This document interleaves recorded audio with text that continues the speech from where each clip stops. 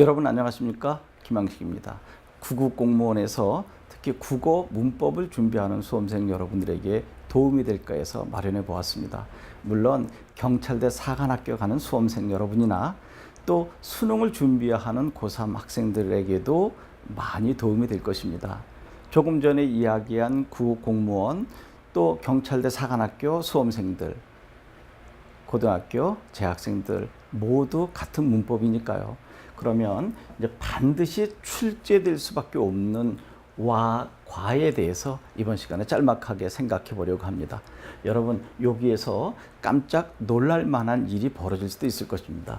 기억 니은 두 개의 문장을 주었습니다. 보실까요?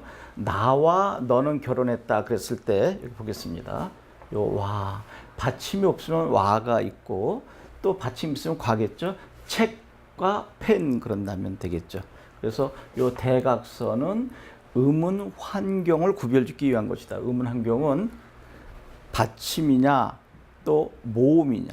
받침이 있으면 당연히 자음이겠죠.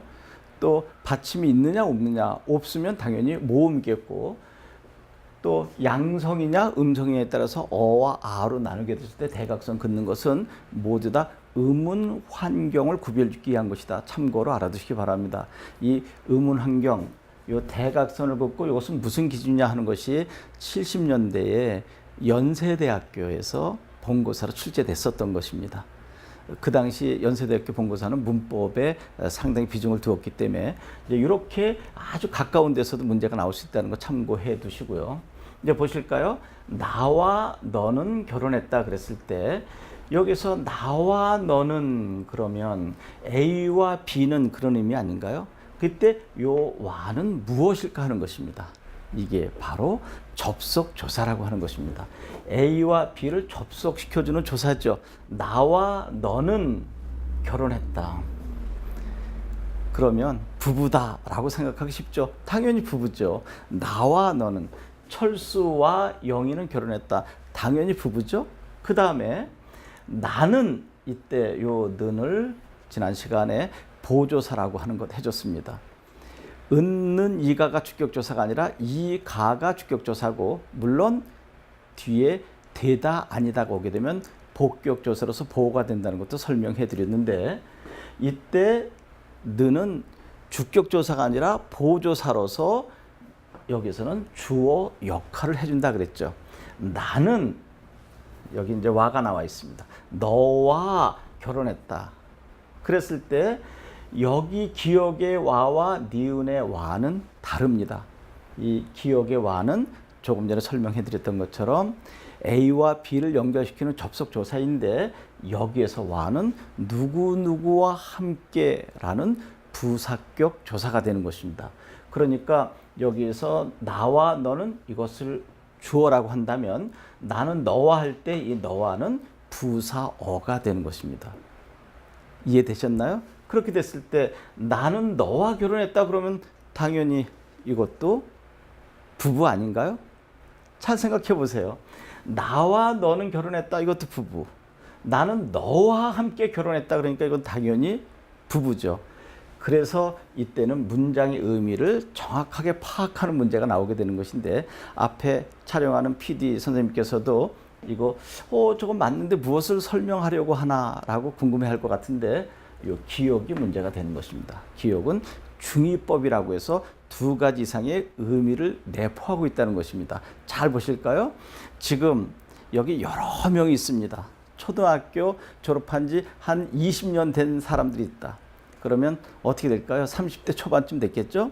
야, 여기 결혼한 사람 누구 있니? 초등학교 동창회를 하는 겁니다. 그랬더니 나하고 너는 결혼했어. 다른 사람은 아무도 하지 않았어. 그렇다면 나는 철수고 너는 왕식이라고 한다면 둘 다 남자네요. 동성이 결혼한 거 아니잖아요.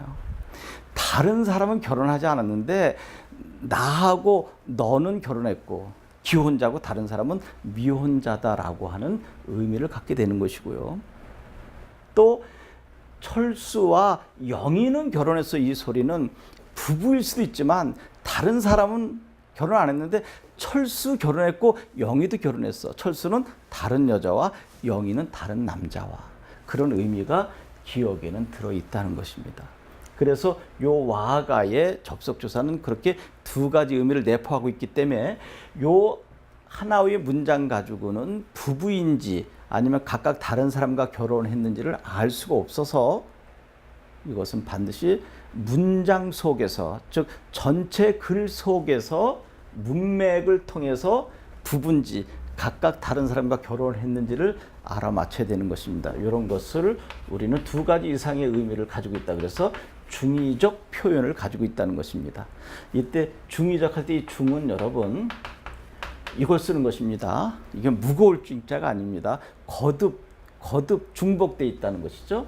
그래서 이때는 의를 이렇게 뜻자를 쓰기도 하고 이것도 다시 뜻의 같습니다. 그래서 중의적 두 가지 이상의 의미를 거듭 내포하고 있다라고 하는 것입니다. 이게 시험 문제 나오는 경우가 있는데 여기에서는 이러한 두 가지 이상의 의미를 내포하는 것도 중요하지만 나중에 문장의 짜임새에서 혼문장이냐 견문장이냐 거기에 큰 문제가 출제될 수 있다는 것입니다. 나중에 여러분들에게 기회가 되면 문장의 짜임새를 꼼꼼하게 다시 설명해 드릴 것입니다. 여러분 어떻습니까? 충분히 시험에 나올 수 있죠. 이것만 나오게 되면 어떻게 보면 답이 없는 거죠. 부부라면 혼문장, 각각 다른 사람과 결혼했다면 견문장. 얘는 당연히 혼문장, 부부니까요. 그래서 이 결혼하다라고 하는 것은 쪼갤 수가 없는 것이지만 이런 경우는 다른 사람과 결혼했다라고 했을 때 두 개의 의미를 가지고 있는 거죠. 여러분 이렇게 해서 문장의 짜임새까지 살짝 가봤습니다. 와, 과를 통해서 이해가 되셨으면 좋겠습니다. 고맙습니다.